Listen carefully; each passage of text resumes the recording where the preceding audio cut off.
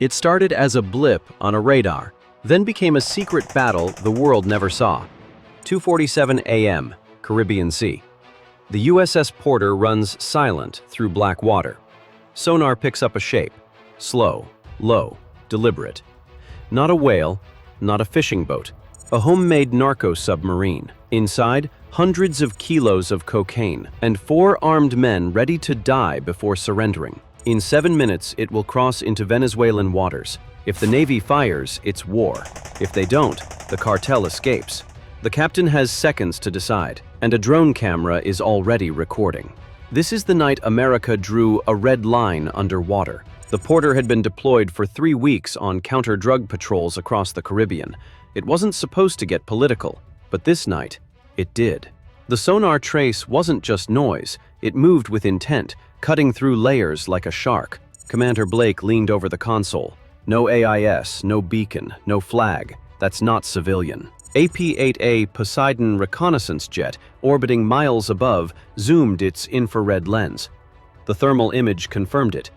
A crude fiberglass hull painted blue, half submerged, heading north. "They're trying to blend with the ocean," the radar tech whispered. Blake's reply was cold. "Then we blend with the night."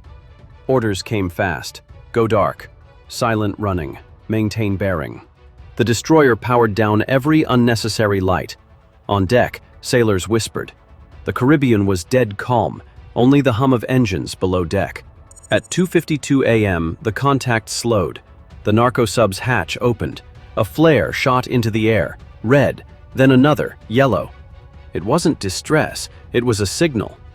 Another radar echo appeared, a fast boat racing from the Venezuelan coast. The chart flashed the 12-mile line. Cross it, and the Navy would be violating sovereignty. Stay outside, and the traffickers would vanish. "Time to the line, 6 minutes," said the navigator. Blake's answer, "Then we have 5. 3:04 a.m. Gunfire crackled across the waves. The narco sub fired first, wild bursts from a mounted rifle. Tracers zipped past the destroyer's hull. The rules of engagement were clear. Respond only if fired upon. That box had just been checked. "Weapons free!" The twin M2.50 caliber machine guns roared to life, lighting the sea like a storm of fireflies. Bullets tore through the sub's hull, ripping open its fiberglass shell. Inside, chaos. Water rushing, smoke rising, shouts in Spanish. The fast boat kept coming. A radio voice screamed through static. "Unidentified vessel, you are entering Venezuelan waters. Disengage immediately." Blake's reply, "This is the United States Navy. You fired first." The sub caught fire but didn't sink. Flames rolled off its back as it drifted in circles, a wounded beast bleeding smoke. 2 men jumped overboard, clutching rifles that floated away like toys.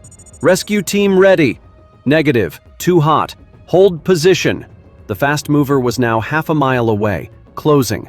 From above, the Poseidon's night vision feed showed everything. 4 bright dots. 2 in the water, 1 burning, 1 speeding toward the wreck. The radio cracked again. "Sir, Venezuelan patrol craft approaching. We're on the line." Blake exhaled through his teeth. "Then we hold the line." The order was given. RHIBS away! 2 inflatable boats raced into the chaos. Coast Guard Ledette teams armed and shouting. On the sub's deck, a wounded trafficker reached for a grenade. A sailor yelled, "Don't do it!" The man froze, trembling. The pin slipped from his fingers and rolled into the sea. One young sailor, his voice cracking in the radio, "Mom, I'm okay." "I'm doing my job." Silence on the comms. Then, "Target secure." The fast boat stopped just shy of the 12-mile limit, floodlights aimed toward them, filming. Blake watched from the bridge. "Document everything. No one fires again without my word." By sunrise, the battle was over. The narco sub was barely afloat, smoke mixing with morning mist. 2 survivors were detained, one unconscious, the other wearing a Cartel del Sol patch. The rest were gone, swallowed by the sea. The sub's interior was packed with cocaine bricks, sealed in blue plastic, and wired to the hull, a small explosive charge meant to destroy evidence. "Sir, scuttle charge disarmed," said the team leader. Blake nodded once. "Good. Get everything on record." The drone camera kept rolling, proof, insurance, and leverage all at once.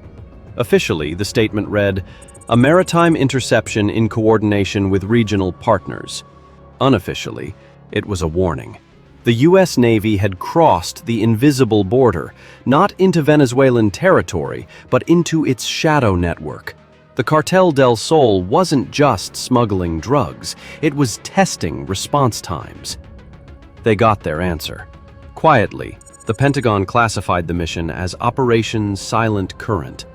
No flags, no speeches, no footage, just silence, and a line in the sea that nobody talks about. The footage of that night remains sealed. The names of the crew are redacted.